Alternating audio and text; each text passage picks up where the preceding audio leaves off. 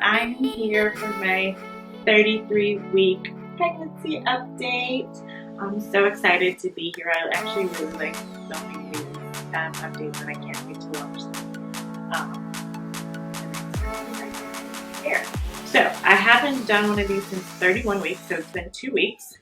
So I will talk about what's been going on for me in those last 2 weeks. So I'm actually 33 weeks today. So when you see this, I'll try to probably post it over the weekend and I'll be like 33 weeks in a couple days.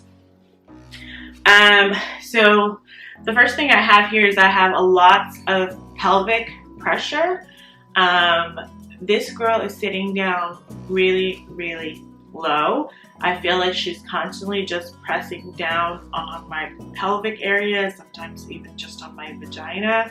I can tell she's still head down, and it's just a lot of pressure, which is good because that is going to be helpful to efface my cervix when it comes down the line, just from having that pressure over time. But it's also becoming very painful.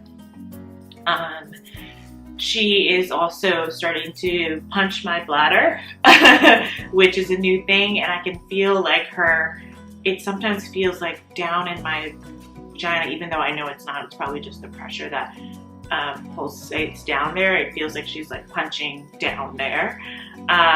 So that's interesting.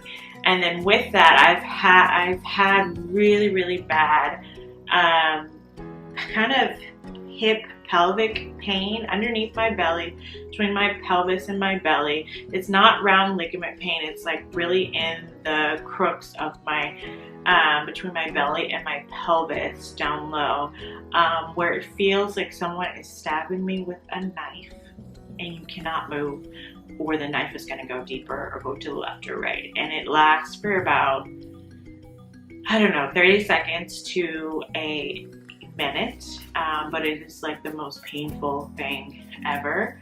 And if I try to use breathing while doing it, it kind of intensifies the pain just because of the movement of the deep breathing when you expand your belly. So I just try to relax as much as I can when I feel it, but it really catches me off guard. One day it caught me here while I was working. The other night, it caught me while I was sleeping, woke me up in the middle of the night, I screamed. And yesterday, it caught me while I was just eating lunch with mid-sit-ins, and I was like, And my husband was like, are you okay? I talked to a doula about it, and she was saying that, labor doesn't feel like this, doesn't feel like a knife stabbing at one point. It's more gradual, it doesn't come on really intense like that just at once. It kind of happens in waves. So I'm grateful for that, because I was like, if this is what labor is like, Lord,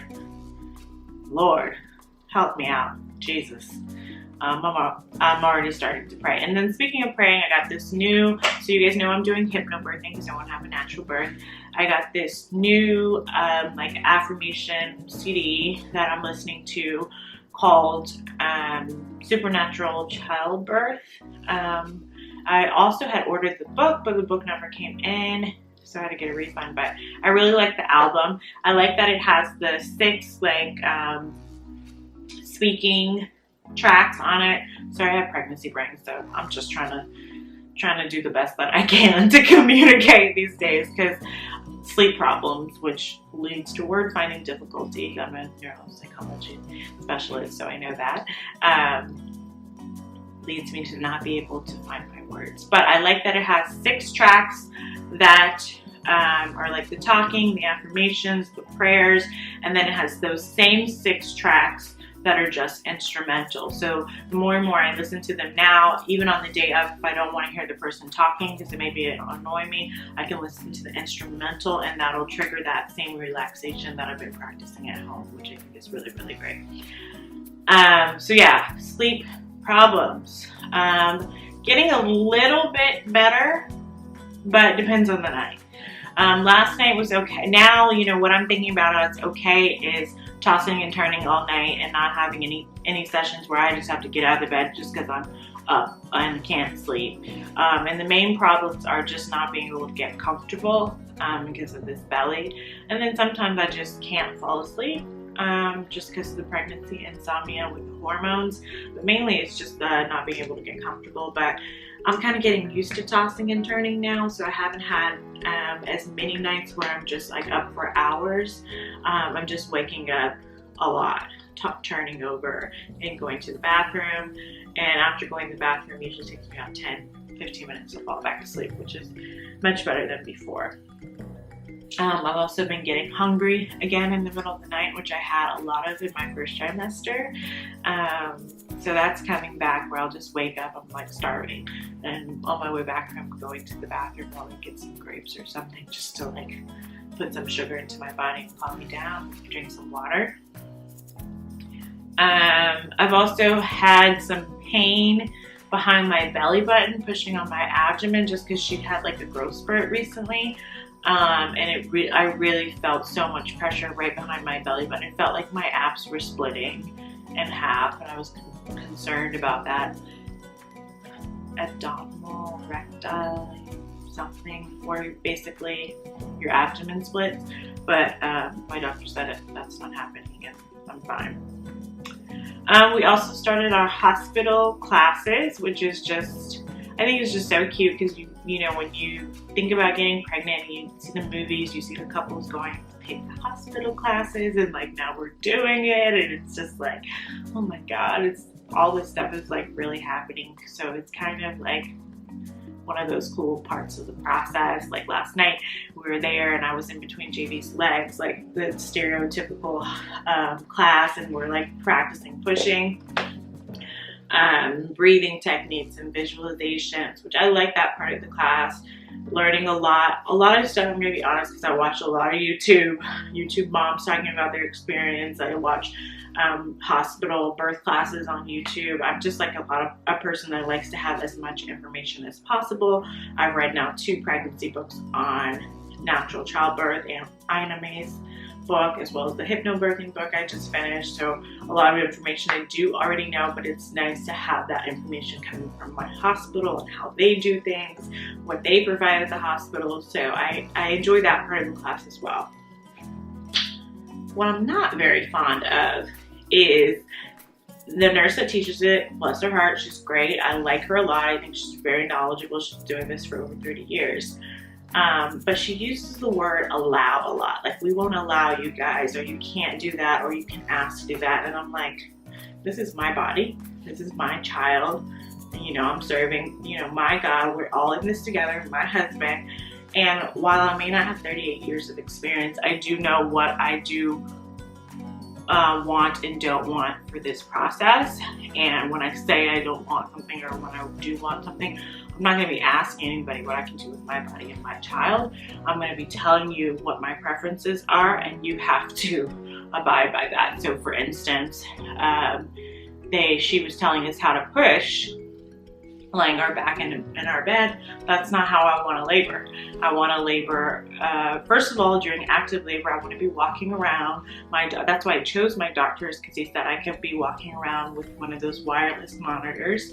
And she's like, oh no, you have to be in the bed at least 20 minutes and then 20 minutes off. And you can wrap the cords around you. I'm like, hold up, my doctor told me I could have wireless. Like, she was like, yeah, well, you can ask and we may allow you. I'm like, no, that's completely why I chose my doctor. And so I don't have to be pinned into a bed, because I've heard so many moms say that when you get in the bed, it makes labor so much worse. And even my doctor said that. He said, it's good to walk, it's good to be on the birth ball, it's good to be moving around, doing different positions as you labor. That's one. And then as I'm actually pushing, during the pushing stage of labor, I don't want to be on my back. That closes your pelvis. It makes your labor a lot longer and a lot harder, and it's just kind of counterintuitive to gravity. I want to be like leaning on a ball on my hands and knees, if that's not comfortable, because you never know what you're gonna want in the moment. I want to be on my side, or I want to be squatting. I don't want to be on my back. I definitely don't want to try that first. So I may end up there. You never know what can happen in the moment, but I don't want to try that first. And I was like, you know, what if I don't want to labor like this? Like, you're saying, you're teaching this in this class as if that's what we have to do.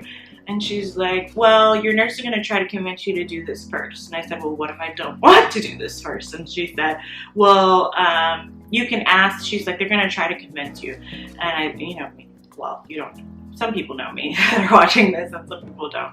I was like, but what if I don't want to?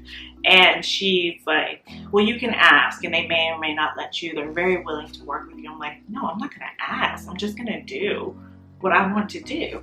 And you guys are gonna have to follow suit because my doctor, well, regardless if he agreed with it or not, but that's why I chose him, because he said I can push any way that I want to in his practice. So I was like, okay, you know, I didn't want to cause a scene as the only black girl in the group, so I didn't want to get too riled up in there. But I was definitely the rebel and like one of the few women in there that want to have a natural childbirth. So I think when you do know you don't want to have epidural or any type of pain medication, and no shame, disrespect, or anything to women that do. It's just that when you don't want to have that, you have to take, or usually women take an extra step of preparation, and you kind of know what you want to do because you need stuff to get through, and you're trying to figure out how am I going to get through this. So, yeah, those are the hospital courses. And then, oh, nursery. So some of you guys know we moved from our last house where we had 4 bedrooms and a garage and a backyard that we were renting, we didn't own it, to now living in a 1-bedroom apartment. And we did that because we're doing Dave Ramsey's financial piece. We're trying to save money to buy a house eventually. I also have a lot of student debt, honestly, and we are trying to live more within our means and save more money, pay off more debt. Cool. We're all geared up to do this. Yeah, it's just the 2 of us.